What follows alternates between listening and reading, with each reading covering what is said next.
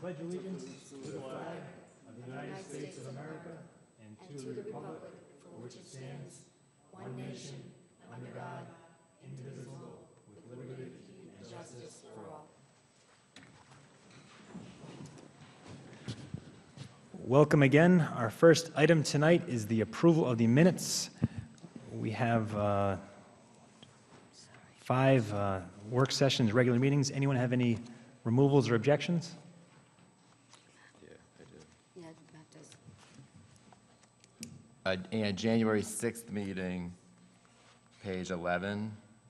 I think James and my votes are flipped. I should have told you before, but so this was the vote on the comprehensive plan amendment. So I just moved to it. When we do it, I'll move to amend that. Okay. To flip it. So we'll just go through one by one then. Motion to approve the minutes from the December 2nd, 2013 work session meeting. I'll move that motion. Second. All in favor? Aye. Aye. Motion carries 4-0. Motion to approve the December 2nd, 2013 regular meeting minutes. I'll move that motion. Second. All in favor? Aye. Aye. Motion to approve the December 16th, 2013 work session meeting minutes. I'll move that motion. Second. All in favor? Aye. Aye. Motion to approve the January 6th, 2014 work session meeting minutes with an amendment or change from Mr. Mannix. Right, so I move to amend to reflect that James voted in favor of the zone change for Plat B2, Lot 2B, and Mannix voted against it.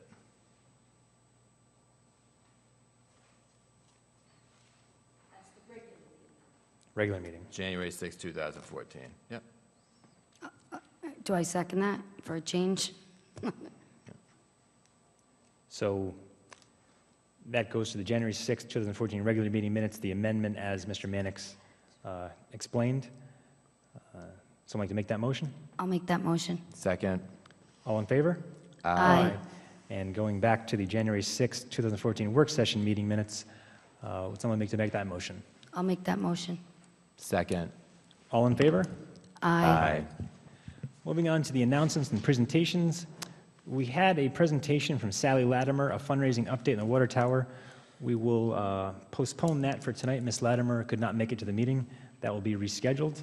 Our second proclamation or presentation is a thank you to Donald Goodrich, our finance director.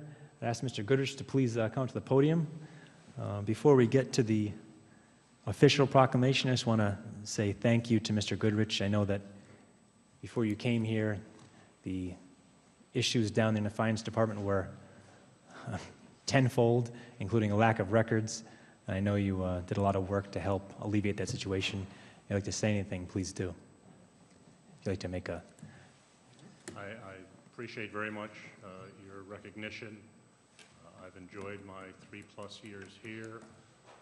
It is time, however, to finally retire and join my wife, who's been after me for a year, to join her in Florida. So I will not miss what's going on outside, I can assure you of that. But I do appreciate the recognition. I think I'm leaving the office, I know I'm leaving the office in much, much better shape than when I arrived. There are records that can be found. There are reports that are in the files. So I think Laura's going to have an easy time at least getting acclimated. The problems are still there, however, but she's going to find it a lot easier than I did when I took over. So I thank you very much. And thank you. Thank you, Don. Thank you. And just hold on a second, please.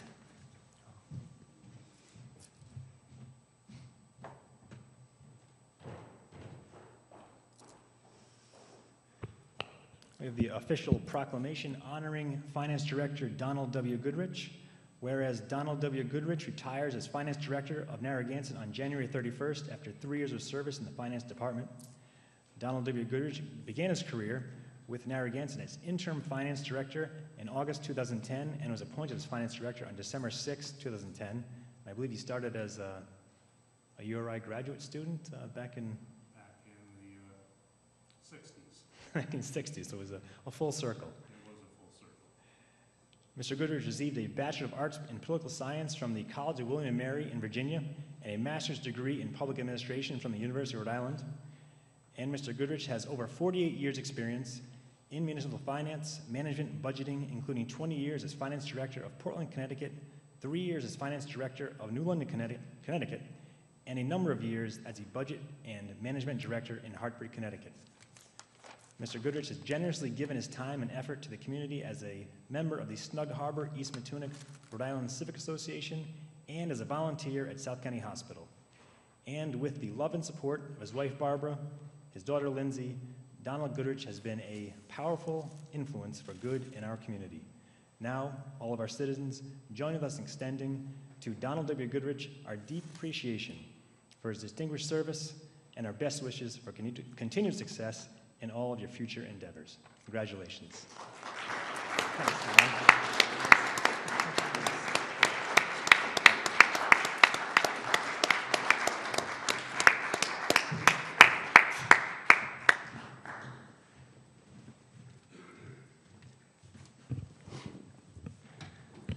Thanks again, Mr. Goodrich. We really appreciate all of your hard work through the years. We'll now move on to the open forum. Upon approach to the podium, please just state your name and address. Mr. Wojciechowski.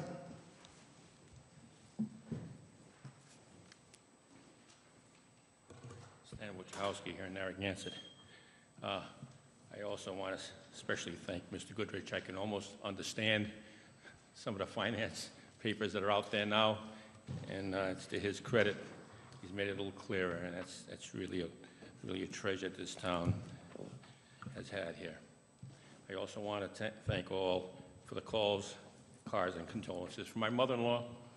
And in her spirit, I do want to speak about pinching pennies a little bit, or as she would say, nickels. And therefore, I want to address a little bit about the pensions, because I heard that there's some negotiations going on with contracts, and it just seems very appropriate that we should make a major change here. You know, all new hires shall not have a town pension. The town cannot effectively administer a pension. And the reason I say that is because we're millions of dollars in trouble. Social Security can do it. Let Social Security do it. If they have a problem, they print money. But we don't have that option.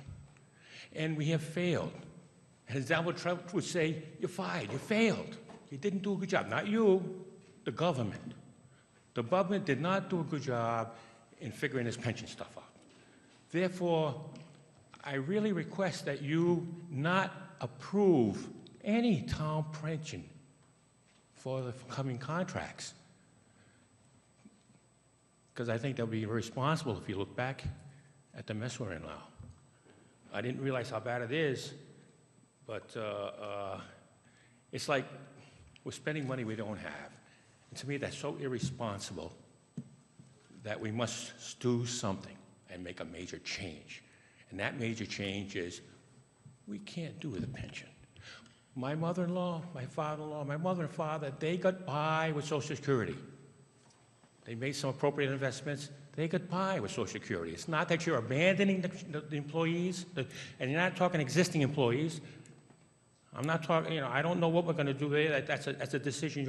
But I'm saying new employees, you have a new thing now. There is no, town can't do it, doesn't know how. So, and in all fairness, I do want to say that whoever should vote to continue this irresponsible activity, I'll have to, when people ask me who to vote for, I'm going to have to use that as one of the items that I target, huh? And I get that. Who do I vote for? You know, so I'm going to use this pension.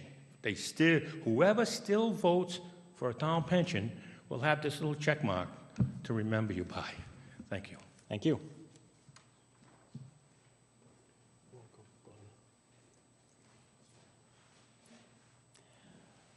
Looks like that concludes the open forum. That might be a record for us. Next item is the report from Chief Hoxie regarding the dog ordinance.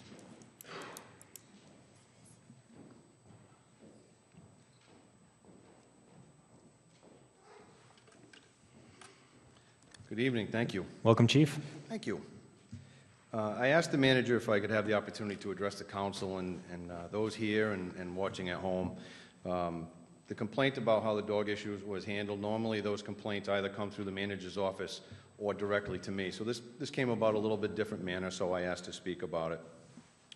We reviewed the entire incident, and I provided all of you with a packet to give some background as to what we have done to date. We did, in fact, find a town ordinance, 6-21, that indicates that a loose or running dog shall be impounded by the animal control officer. So when she went, she was operating under training that she has had and training that's gone back beyond even Art Smith. And for the last 17 years, we haven't had to worry about a lot of dog issues because Art just got things done for us. In addition, I contacted the SPCA, who had a very recent incident in the town of Warren that was exactly the same circumstances. And the SPCA was hanging their hat on some state statutes that really don't apply. Those were copied to the solicitor and to Pam also.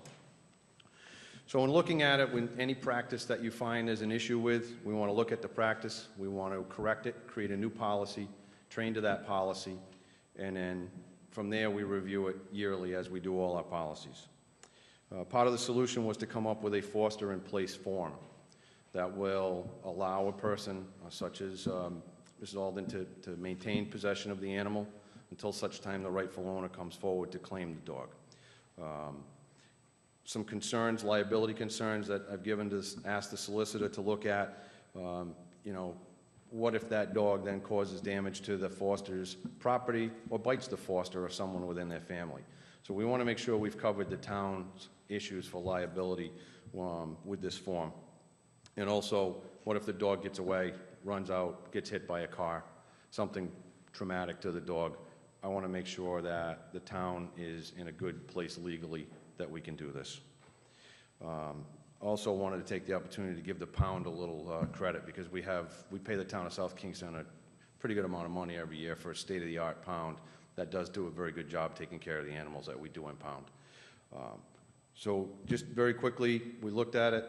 We've made some corrections. We've asked the solicitor to look at a couple of different forms that we can utilize, whether or not we want ordinance 6-21 to say shall or may. That will give some leeway to the animal control officers. And once we get that back, we'll implement that and move forward from here. So, Thanks, Steve. Great, thank you very much, all right, Chief. thank you. Thanks, Steve. Move on to the consent agenda. Does anyone have any items they'd like to remove or comment on? Motion to approve the consent agenda? I'll move that motion. Second. Discussion? All in favor? Aye. Motion carries 5-0. Number 14, a motion to adopt the amendments to the appropriation ordinance for fiscal year 2013-2014.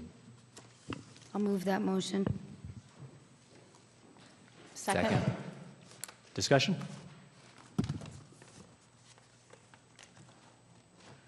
All in favor? Aye. Aye. Aye. Motion carries. Number 15, a motion to receive and place on file a status report on the progress of the William C. O'Neill Bike Path.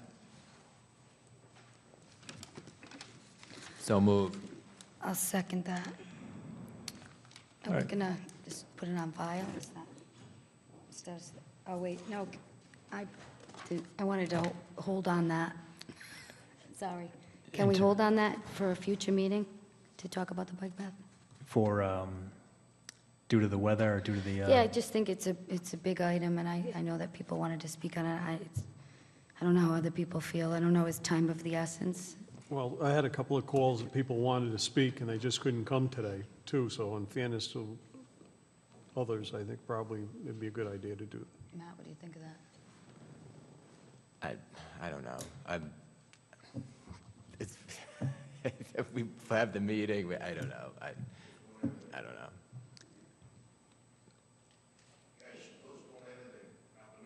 Thank you, sir. Good point.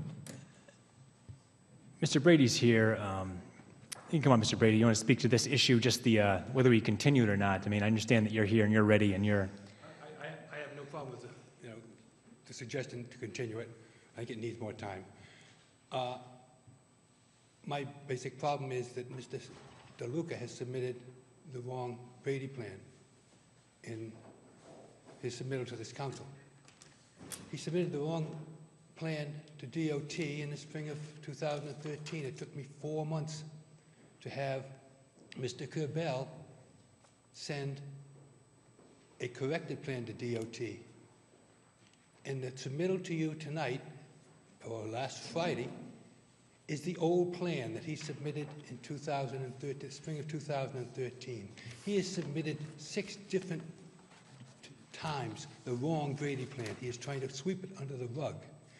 And I hope when it is continued that the correct plan is submitted to the council. Thank you.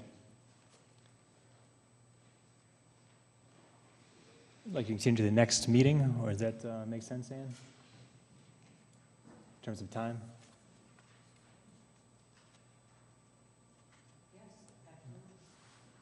Let's make a motion to continue to the next meeting, or table to the next meeting. I'll table it till the next meeting. Second. All in favor? Aye. Abstain. Number 16, a motion to authorize Sally Latimer to take possession of and sell the used 125th anniversary banners and other used banners that the town of Narragansett will no longer be using as fundraising opportunity for Earls Court Water Tower reconstruction project. I'll move that motion. Second. Discussion? I know Ms. Latimer is not here tonight, but I think she would be in favor of this. All in favor? Aye. Motion carries 5-0. Number 17, a motion to award the bid for tax sale title search to the lowest bidder, Taft and McSally LLP, at their quoted bid prices for the 2014 tax sale. I'll move that motion. Second. And just for clarification, this is not Mr. McSally's law firm, is that correct? Maybe at one time it was back in the 80s, but I don't think it is anymore. It was in the, prior to 1993. And Mr. McSally has no benefit from this? No. Any further discussion? All in favor? Aye. Aye. Motion carries 5-0. Number 18, a motion to introduce, read, and accept as a first reading the amendment to the appropriation ordinance for fiscal year 2013-2014 to provide repairs and upgrade to the remote pump station. I'll move that motion. Second. A discussion? All in favor? Aye. Motion carries. Number 19, a motion to read, introduce, and accept as a first reading the amendment to the appropriation ordinance for fiscal year 2013-2014 to provide funding for the replacement of a new heating system in Town Hall. I'll move that motion. Second. Discussion? Mr. Wojciechowski.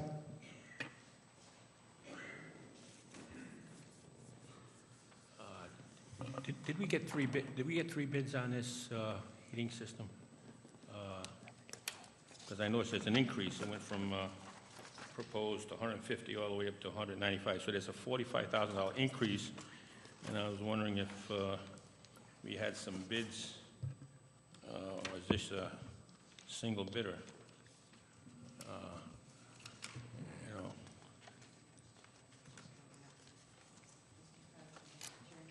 Mr. Goodrich is coming forward to answer that question. That's all right with you? Thank you. You awarded this bid, I think, back 2, 3, 4, 5, 6 meetings ago, and all this is doing, we had $150,000 in the budget. The cost came in at $193,000. So all you're doing is supplementing the appropriation to pay for the contract costs. It was extensively bid, and you awarded it to the lowest bidder. So yes, it was bid, properly bid. Thank you, Mr. Goodrich. You all set, Mr. Wojciechowski? Mr. Gardner.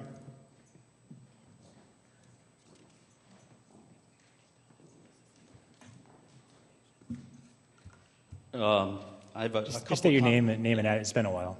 Bill Gardner, Caney Avenue. I'd like to take maybe a question Could you produce those extensive bids, Mr. Goodrich? I can.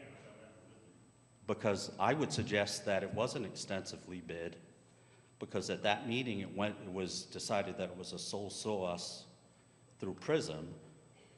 And this brings up a couple of questions on isn't this the Prism one? Is this the boiler? Yeah, so there were no multiple bids. Now, this begs a few questions, because when the initial request went to the town council, I believe the last line always says there are funds available, and it says the account. So that begs a few questions. Does somebody proof this before they come to you to see if the funds are available where they say they are? But it brings up even a bigger question. If it was thought that a reasonable cost at the budgeting time was about $150,000, and it comes in at near $200,000, wouldn't you say, hey, maybe we should call, that guy that does the emergency plumbing contract, see how much he would charge? Would we pull in a few other outside sources to find out if this $195,000 was a good number? I think, I'm not positive, but the $195,000 is just for the heating system. There were some controls that were in the original thing, and this $195,000 had a 60-year payback. So sometimes we scrutinize $3,000 like it's 50% of the budget. Then we have an item that's $200,000. We don't get multiple bids. We essentially add a new room to the town hall, but we give the bid as if it's, just an energy saving project. We don't have the funds in the budget, so we're going to pull them from somewhere else. What is the opportunity cost we're giving up when we make this switch? Is it coming from roads? Is it coming from some other needed appropriation? Or is this just coming out of a bag of money that we have sitting around?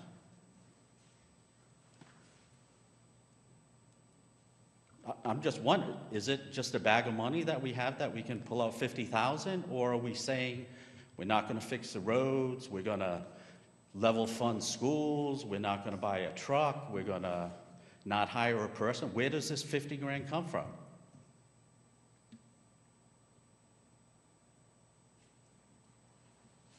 Time's up, Mr. Gardner. Thank you. So no answer?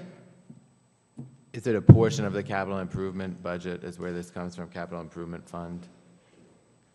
So we can answer his question. There are funds in the capital improvement fund that have not been allocated to any project as of this point in time, and that's where the funds are coming from. So it's from funds that have accumulated in the capital improvement fund from projects in prior years that had leftover funds. So it's the surplus or the fund balance of the capital improvement fund where the funds are coming from. Thank you. Any further discussion? All in favor? Aye. Aye.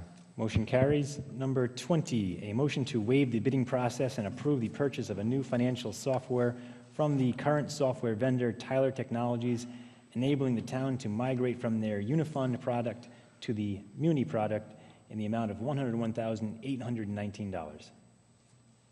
I'll move that motion. Second. For clarity purposes, Ms. Nolan or Mr. Goodrich, can you just explain how this works? This is the software system we've had the Unifund software system for several years, and it's the system that Mr. Goodrich cannot produce the reports he needs required for state funding and for state mandates. And the Unifund system is basically a software system made for schools. And that's why we are having all the difficulty with it. It's a very real problem. It's something that I determined as soon as I came into office, this has to be changed immediately. And I instructed Mr. Goodrich to begin with the negotiations with Tyler Technologies, which owns both Unifund and Munis. Munis is probably the most frequently used software system for financial software in the Northeast, maybe even farther. It's something that we have a new finance director coming in. Unifund, as I said, the school will stay with. They're very satisfied, but it was written and produced for the schools. Mr. Goodrich cannot produce the reports that he is mandated to. I believe we've run into this before. We run into it every year, making our necessary reports for our audit, making our audit late many times. It's one of the factors. I highly recommend that you approve this, that it's a necessary improvement to our software system, and with the new finance director coming in, who is familiar with Munis, it will be a step up for her. I'm wondering if you would hear Mr. Goodrich and what he has to say about this also. Mr. Goodrich, if you would. Just before Don speaks, for reference, Susan, you'll remember back in '08 when we were first elected, the Unifund problem we inherited was a new software that the previous finance director had just selected and couldn't get implemented. I remember, yeah. And so we had gone through quite a bit of pain rather than try to undo that to just simply get it implemented. So that this has been a long-standing issue that we have an opportunity to undo. I am forced to create reports for the auditors. I was very frustrated from day one. One of the first things I think I did for you as a council when I got here was to start the monthly budget reports that you've been receiving every month since. I could not produce a report out of the computer software. And I was very frustrated. And I remember calling the firm and asking them, don't you have a canned monthly budget report? And their comment was, no, you have to tailor make it for your own purposes. I said, I don't want to do that. I want a canned report. And even finally last, I guess maybe it's about 7, 8 months ago, we finally, working with the Unifund people, I was able to create a report that didn't require me to go in and actually manufacture a report. The only problem is I don't get a townwide total. I get totals by department, but no townwide total. And it's the same thing with the other funds. I get individual totals for the operating expenses and individual totals for capital expenses and individual totals for debt, but no total of the fund. And that's been a criticism that we've had from the auditors for the last several years. I don't know why or the reasons why 6 years ago it was decided to go with the Unifund product, because I know there were comments made it was not a good product for municipalities. But we've had it. I've been forced to make it work. It just doesn't do the kinds of things that we should be doing today. The original software, when it was purchased 6 years ago, cost over $300,000. Which was why we tried to make it work. Yes, exactly, which is why we tried to make it work. Those of you who were on the council at the time would remember that the revenue portion and the tax collection portion never worked. We had a very serious problem, I think it was 7, 8, with getting tax bills out and getting tax collections in. Our rate of collections that year fell very, very low because we just couldn't process tax bills. So we had to dump the revenue section of the uniform program and go and retain Opal. So even at that, all we're left now is with the basic accounting. The other factor that doesn't work well is the HR component. It has never worked well. Again, when I do the census for the pension actuaries, I've got to go in and create reports. There is not a nice, clean report that gives us a census of all of our employees, what their health benefits are, what their dental benefits are, things like that, which Munis does have components for. So it's going to give us some much greater flexibility, and it's going to, I think, serve the town well into the future. So I'm happy to take any questions. Okay. Thank you very much. Thanks, John. Mr. Gardner.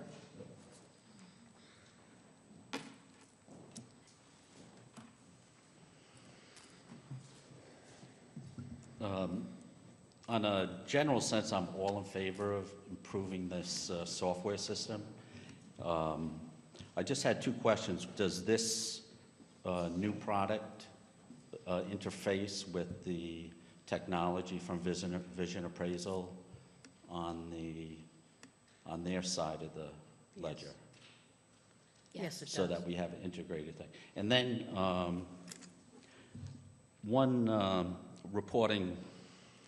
some reporting done by the town of Lincoln before they have their town meetings. They have a year-to-date, to that day report that goes out with the town council meetings. Will this software program be that type where every entry automatically updates and you have a instantaneous, up-to-the-minute snapshot of what's happening in the town? Because I would think, given the way technology is improved, those type of features, from a management viewpoint, are critical now. We've, over the last decade or so, we've gone from almost no IT department to one that spends, hundreds of thousands of dollars every year. And we should be able to, realize some savings, in effectiveness and efficiency in the town that could be driven, by an improved reporting system. So I'm wondering if this Mr. Goodrich has package- indicated that that is the case. Think, because if we're going to do this whole thing again, where we're going to spend another $100,000, and we think it does what we want it to do, it may not hurt to take another month and figure out if it does exactly what we want it to do, or if it just solves the reporting problem. Thank you. Any further discussion? All in favor? Aye. Aye. Motion carries 5-0. We'll now move over to the public hearing. Supposed to start a couple minutes ago. I have to recuse myself because my law firm does work for Monahan Holdings as agent for service of process, so over to Ms. Bonanno. Okay. Oh, thanks. This is a public hearing on a petition to amend the zoning ordinance, Section 6, Table of Use Regulations, to provide that use 5817, expansion of legal non-conforming full-service restaurant to allow sale of beer and wine only as a use of allowed by special use permit in the B-C waterfront business zone. Mr. Packer? Good evening. For the record, my name is Donald Packer. I'm an attorney in South Kingstown. I'm representing the petitioner here this evening. Happy New Year. Happy New Year. The petitioner this So, evening... should I open the public hearing first? So, make a motion to open the public hearing. Sorry, Mr. Packer. So move. Second. All in favor? Aye. Passes. 4-0. Thank you. The Sorry. petitioner here this evening is Monahan's Holdings, LLC, which operates Monahan's Restaurant. The petition before this council is a wording change in the zoning ordinance. This is not a public hearing on a liquor license for Monahan's Clam Shack. When they came to me and expressed an interest in trying to obtain a beer and wine license, I thought that it wouldn't be an issue because I had recently been working with Aunt Carrie's, and they're a non-conforming restaurant. I was very familiar with the use code.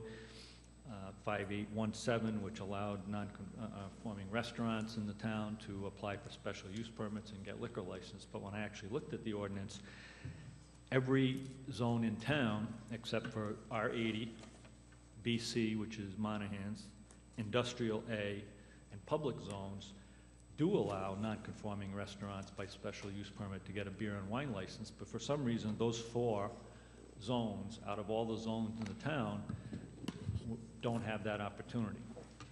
And I took a quick look at the comprehensive plan. I couldn't actually find anything in the comprehensive plan that indicated that there was a reason for that exclusion, particularly in a business zone. So we filed this particular application for a wording change. The wording change is simply to allow a special use permit, by special use permit, a non-conforming restaurant in a BC zone to apply to the zoning board to obtain a special use permit to serve beer and wine. It's not a full-service liquor license. It's the ordinance provision specifically speaks to beer and wine. And that would be consistent with all of the other non-conforming restaurants in the town and all of the other zones in the town. And as I indicated when I started to speak, this is not a public hearing on a liquor license for Monahan's Clam Shack. If the town council sees fit to amend the language in the zoning ordinance to open up that opportunity for non-conforming restaurants in a BC zone, Monahan's will file an application with the zoning board. That application will be vetted before the planning board, as every special use permit application is. There'll be public hearing before the zoning board, and Monahan's will be back before this council, ultimately looking for the liquor license. So there are numerous opportunities to express the details of a particular operation, whether it's Monahan's or any other similar situated restaurant in a BC zone that might be looking for that type of a liquor license. All we're looking for here this evening is for the council to give any business in a BC zone non-conforming the same rights that any business in any other zone in town except for R80 and Industrial A and Public presently has. The planning board gave a favorable recommendation. They did have a number of conditions. I did speak to Mr. DeLuca about the conditions. I quite frankly feel that the conditions are misplaced in this particular application because we're asking for a wording change. We're not asking that businesses in the BC zone have these limitations placed on them now.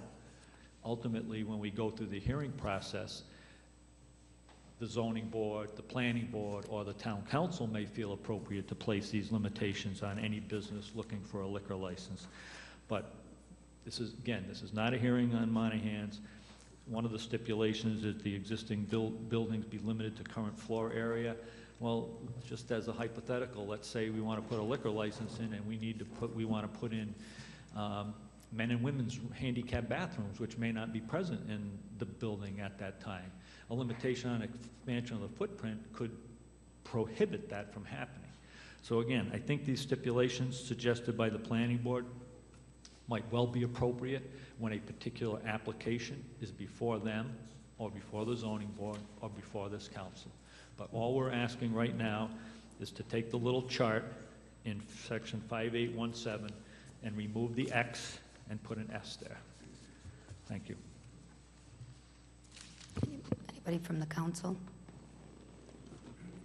I'm sure down the road we'll probably be able to talk about it a little more, but, you know, when you come in with proposals like this, I start thinking about seeing beer signs and, you know, maybe a whole change of the whole area there, and that's where I have some problems. I'm just wondering, maybe it's too early about talking about what kind of signs that you would have there. Would you have liquor license signs and things of that nature? Could you address that, Mr. Packer? I think it is too early to be talking about specific signage for any particular business. That could be addressed at the council when it's here for the liquor license, if we get that far. And we're not talking about, when you say the area, the planning department produced a color sketch. There are more than one area in town that's zoned BC. So you might be focusing, because Monahan's filed this application on Monahan's, but that's not what this amendment is about. It's going to affect every BC zone that presently exists in town.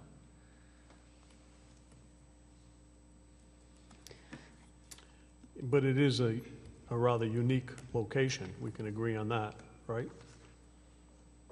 Are we talking BC zones? I'm talking about the zone, the building you're talking about, the area you're talking about. No, I'm You don't think trying, it's unique? yeah, Mr. Councilman, I'm trying not to focus on Monahan's Clam Shack. This is not an application for Monahan's Clam Shack. Okay. This is an application for every non-conforming restaurant in a BC zone, any BC zone in the town.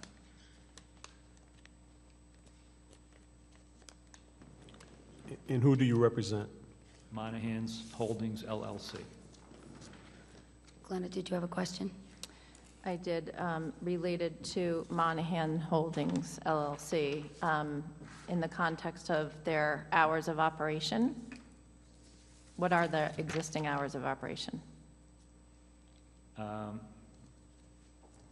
to be honest with you, I don't know. I did at one point, but I fully appreciate you probably cannot answer on behalf of every restaurant in the BC zone, but I'm curious about Monahan's.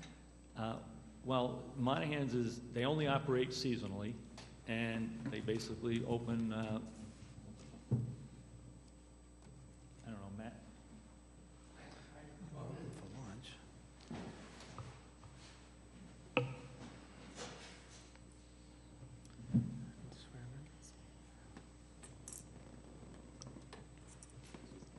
Donnie, Gonna be sworn. you swear to tell the truth in matter now in hearing? Yes. State your name, please. Matthew Combs, Can you spell it for the stenographer? COMBS. Thanks. We are a seasonal clam shack, and we're open, you know, it really depends on the weather and things like that, but right now we're open roughly between April and October, and then we're open from 11 till, 8 p.m. or later. So it depends on the time of the year, what we have going on, if it's 4th of July weekend, we're open till 9 or 10, but we're not here, we're not trying to become open till 1, a.m. in the, or that stuff. We're just, And if it's raining and you have no customers, you close before 8, right? yes, So- we do. We're not trying to change what we do now. We're just trying to add, to what we have going. So we get a lot of people that request, they want a beer with their clam cakes and chowder. That's what we're really looking to do, is just complement what we already do. And the reason I'm not prepared to answer that question is because I didn't come here prepared to talk about Monahan's Clam Shack and their operation, because that's what we would present to the planning board, the zoning board, and the town council specifically if and when we come in for that special use permit. So today is just about the conforming, so that they're all the same, the B and C, right? Is that what it is more about? We're looking for the BC zone to be treated like every other commercial zone in the town. Okay. Anybody else on the council?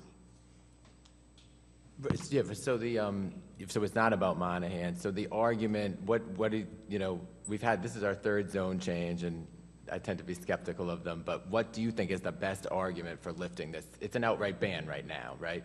Don? Right. Yeah, so what do you feel is the best argument for us to lift the outright ban? All right, now, this is not a zone change. This is an amendment to language in the ordinance.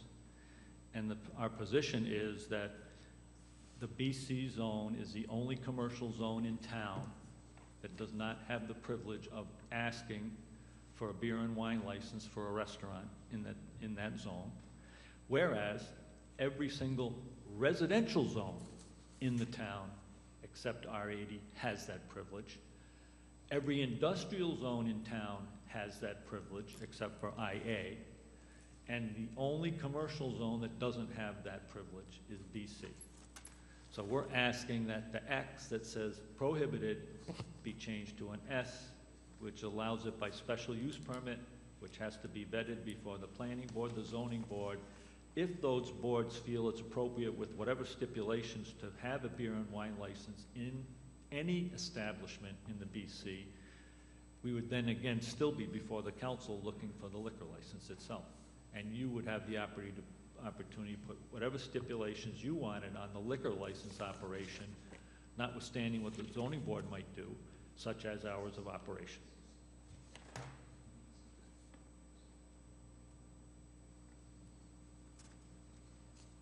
Anybody else on the council? Okay, maybe we'll bring it to the public. Thank you. For or against? Stanley? I like to mix them up. Does the solicitor know why that X was there initially, or we don't know that? No idea. I mean, it's been in the ordinance since that ordinance was created in the Mr. late Packer, do you 80s. know? I have no idea. I couldn't find any justification in the comprehensive plan for it, so I don't know. Does it seem strange that that X would be there?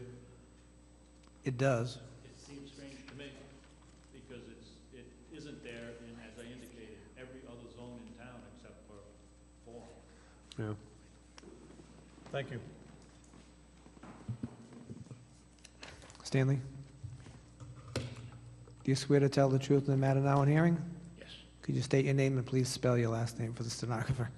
Stan Wojciechowski, Wojciechowski. It just seems, we're always looking for what to call economic development, or we're looking for some kind of vibrant town here. And it just seems that a beer and wine situation would not, especially in this location, or I don't know the other BCs, this seems to be something that we should allow. Again, a little less government control. We still have control with the planning and the boards, but to allow the good businesses, and this certainly is one of the good businesses. It's really one of the best clam chowders I've eaten, you know, and I'd like to see him survive, expand, and continue to make a chowder. And anything we do to help our existing citizens, try and give us a food, give us ambiance, give us a little more to our town instead of an empty pier area. If we can help them in some fashion, I think we ought to do that. Thank you. Thank you. Anybody else from the public?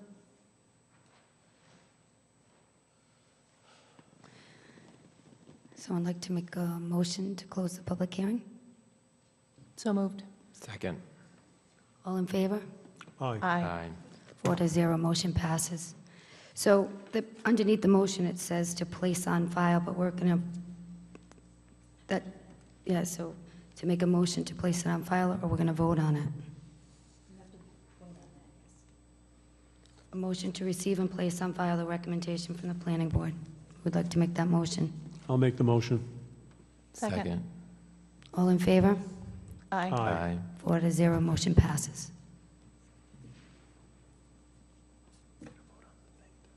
So now we'll go back to the motion, and I think I think that it should probably say motion to amend or something, right? Is that the issue here?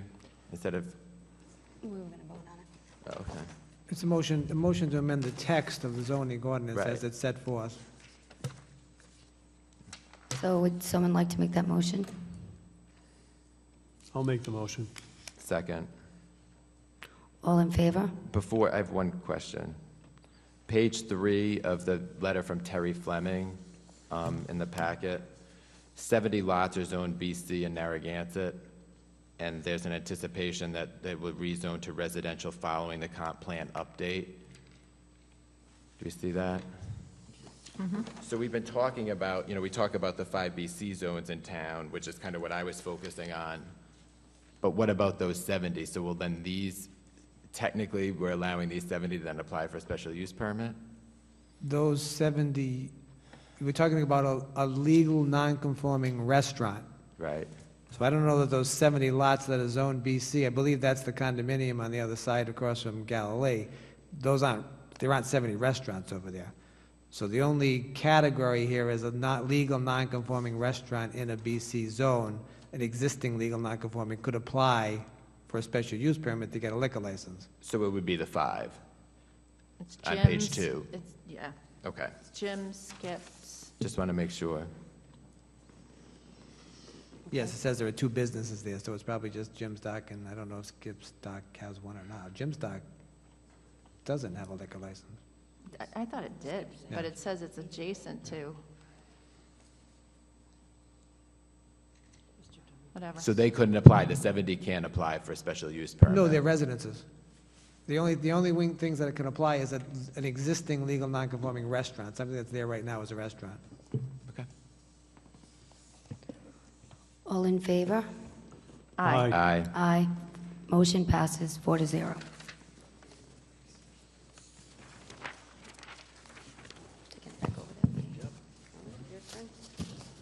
Moving on to number 21, a motion to approve to not renew the one-year leases that terminate on April 30th, 2014 for Michael Prinitz of 95D Middlebridge Road and Brian Leopold of 95C Middlebridge Road, and to set policy that no other residential housing will be offered at the Middlebridge Road property other than the caretaker's residence located at 95E Middlebridge Road. I'll move that motion. I'll second. Discussion? Mr. Leopold.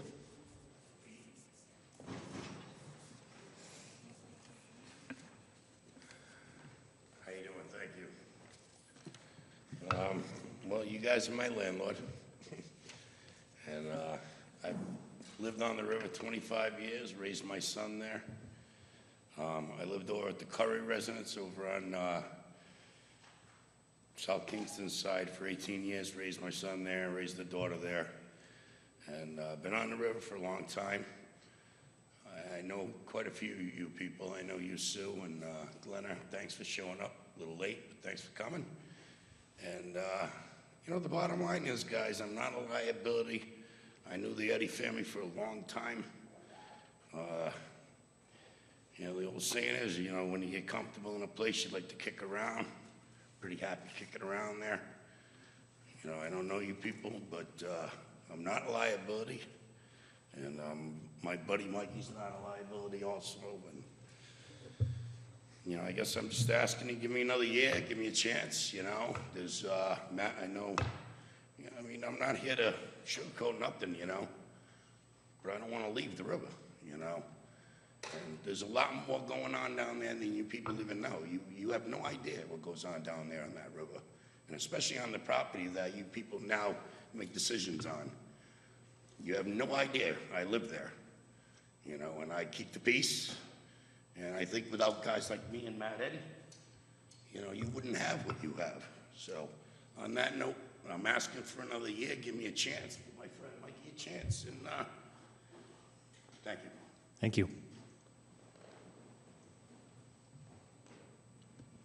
I mean, these tenants have been there a long time on this property, and we talked about this in the work session, and I understand the policy of the town not being in the rental business, guys, but, you know, we have a little bit of money that comes in from the rentals from this.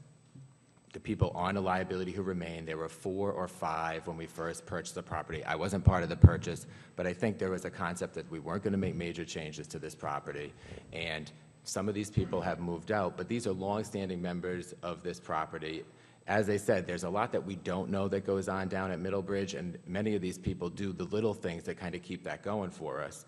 I just think we're sending a bad message. This is a symbolic thing that we're doing here. We're literally kicking people out of their homes, and that's what we're doing. Okay? We're policymakers, we're decision makers, you know, and you know, we talk about at the state level and the federal level, and you know, I just think we're getting revenue from these guys.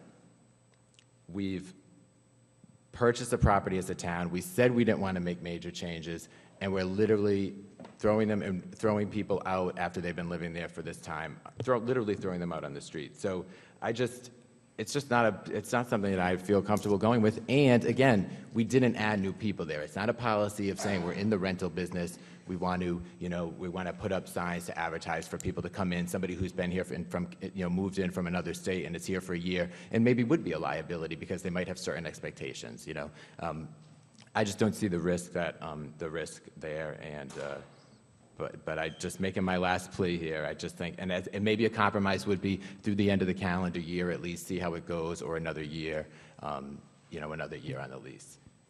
You know, I went into the workshop very emphatically aligned with Pam around not wanting the liability for the town to be in the rental business. And I'm still, as a practical matter, in that place from a policy perspective. But I got, shortly after the workshop, Matt's note, and I'm very keenly aware of all of the investment that he and his family have put into that property. I want to ask a question, and I'm not clear. Steve isn't here, but Pam, maybe you know the answer to this. I got from, I think, the workshop a view that the two properties that these gentlemen are currently residing in, a sense that at one level they were in disrepair, but then I got a sense from Matt, I think, that those two are in okay shape and that there really isn't a liability. And so I think that since Matt's appeal and a view around the fact that there are two remaining, I can compromise around two and still issuing a policy that beyond that we don't go any further. We take the other two out of the equation. That's sort of where I stand. But I want to get comfortable that we're not going to be engaging in a ton of investment as far as, I mean, Matt does a great job, I think, on bubble gum and Band-Aids for what he's got to work with, just to keep the things going as he always has. And that's generally where I stand. But I want to get satisfied that there's not, tons of roofing and cracks and things that we're going to be, on the hook for, because I do think there is value in some level of income stream too at this point. So I'm kind of in the middle there as well. I mean, I don't want to be in the rental business, but I don't want to kick people out. And so I would be willing to sort of make a compromise for the two tenants, possibly, if no one else could come in, maybe we could do it 6 months, top a year. This is a tough one for me because, I too at the workshop said I do not want to be in the business of it. I don't want the liability. And, I'm sort of feeling I don't want to kick anybody out. I want to be reasonable. If they're in pretty good shape and we have an end to their residency at some point down the road, I could live with that. I mean, in the sort of near future, I could live with that as well. Can I answer? I kind of resent the term kicking people out on the street and those kinds of statements, because that's not what we're doing. The issue is not renewing a lease. And we had a public meeting on it, and we discussed it, and the reasons why we're going to do it. I haven't heard any reasons here tonight why we would change our mind. And it has everything to do with our liability, and we just didn't want to extend ourselves to that point where we'd assume the potential for lawsuits or whatever else could happen up on that property. And that was the reason. There was no intention to single anybody out. I don't even know the parties involved. That wasn't a consideration to throw anybody out of their homes and onto the street. The decision was made to do what was in the best interests of the town of Narragansett from a legal perspective. That's my interpretation of the facts there. And I'm prepared to vote. I agree with Mr. McLaughlin. I feel bad for Mr. Prince and Mr. Prinitz and Mr. Leopold, but I think this is sort of a business decision rather than, I know the emotions involved that Matt mentioned, but I think the policy we made or sort of had a consensus on at the work session was not to have tenants. And I think that was Mr. Wright's opinion.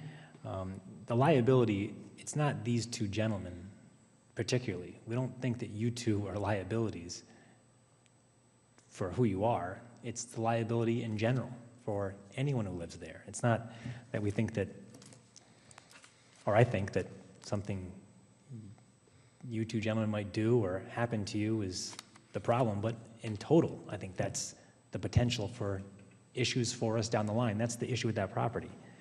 And Mr. Eddy is the caretaker.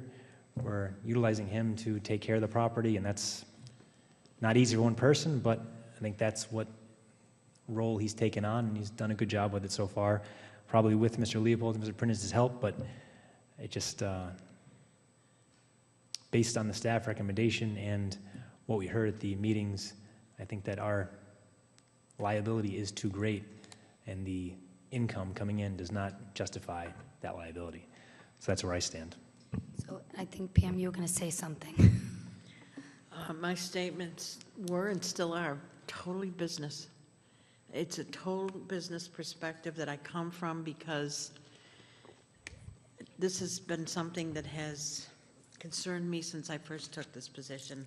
The town should not be in the rental business. It's always difficult when human beings are involved. But I've been a landlord myself, and I know what's involved, and I know what can happen. I just think it's, I have not, I've read the letter that Mr. Eddy sent also, and like I said, it's very difficult when the human element is involved. But I still believe it's in the best interest of the town not to have rental units. Now, if you decide you want to extend that, you certainly can. I would eventually say we should get out of this. I mean, you may want to go the rest of the fiscal year. I don't know how you want to do that. I can't speak for Steve Wright, and I need to go inside of those to see what they're really like. That's what I would suggest. I do not think that they are in good shape, Glenna. I do not think that they are. But I would wait. Mr. Wright is not here tonight. I would wait till he was here to give you an answer. I wouldn't even try to answer that right now. My understanding is we have a lot of work to do in them if people will continue to live in there beyond a certain time. You know, our time is running out of them without doing a lot of work. I would suggest we get a sense of truly what the condition is, and at a minimum, regardless of whatever level of investment needs to be made, to Susan's point, that there's, I mean, I don't think we forever want to be landlords. I think there is an end date that we need to get behind. It's just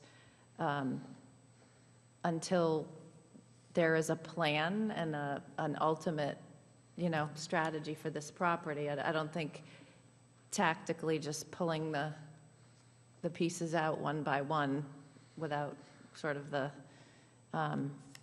end state sorted right now makes a lot of sense. I'm comfortable saying that as a long-term policy, we don't, I mean, we talked about that at the work session. There was clear consensus that we don't get in the rental business, but what I would ask is then that we postpone this to look at what these two properties are, unless we want to do a one-year extension for them, which I think.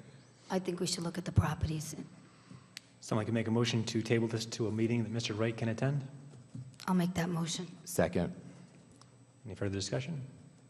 All in favor? Aye. Aye. Motion carries 5-0. Number 22, a motion to authorize the EDC to continue investigating and studying the possibility of having a skating rink in the town of Narragansett. Someone like to make that motion? Second. Reverse that. No, it's her fine. motion, It's fine. Ann. No. So I just wanted to inform the council, about a year and a half ago, we spoke about, at EDC, about an ice skating rink.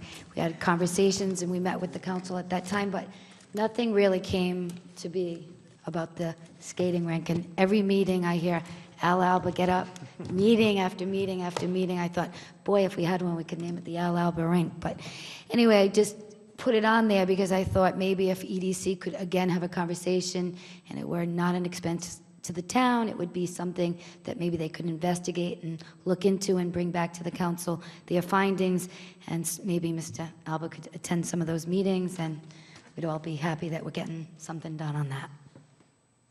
So that's why I put it on there. Mr. Wojciechowski, are you going to pay for this? At no cost to the taxpayers. You knew what I was going to say. Of course, no cost to the town, and I'm sure there'll be a lot of takers for that, but maybe you ought to talk to South Kingston. I think they put water on their tennis courts, and they have people out there doing that.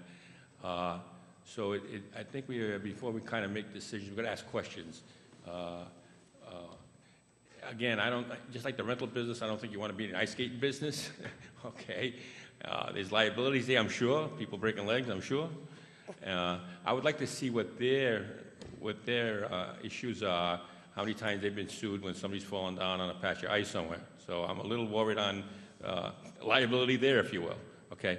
Of course, anything to make it a nicer town to live in is fine, but let's investigate it closely. Thank you. Mr. Lacanoli.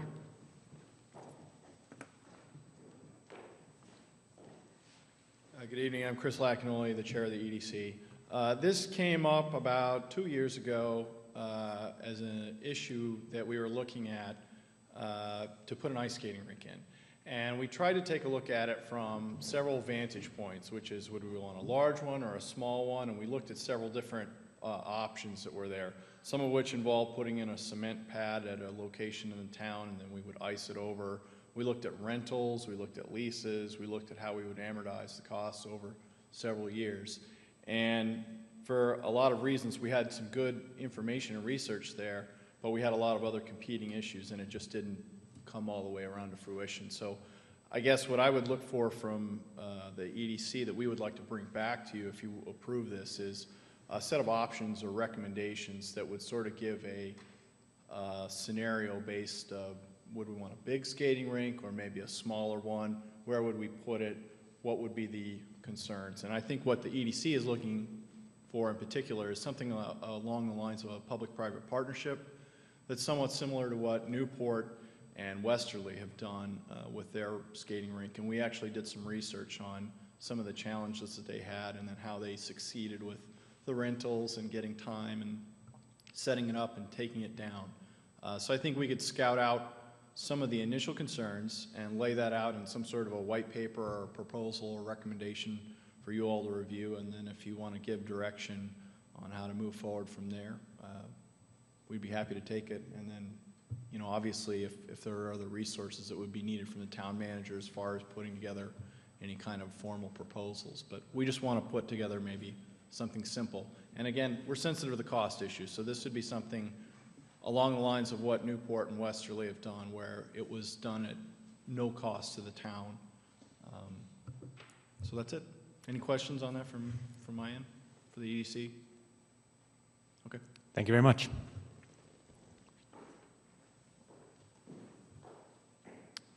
Any further discussion?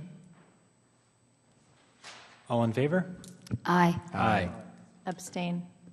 Motion carries 4-0, and that concludes the meeting. Motion to adjourn? I'll make that motion. Second. All in favor? Aye. Drive Have a home good night, everyone. safely.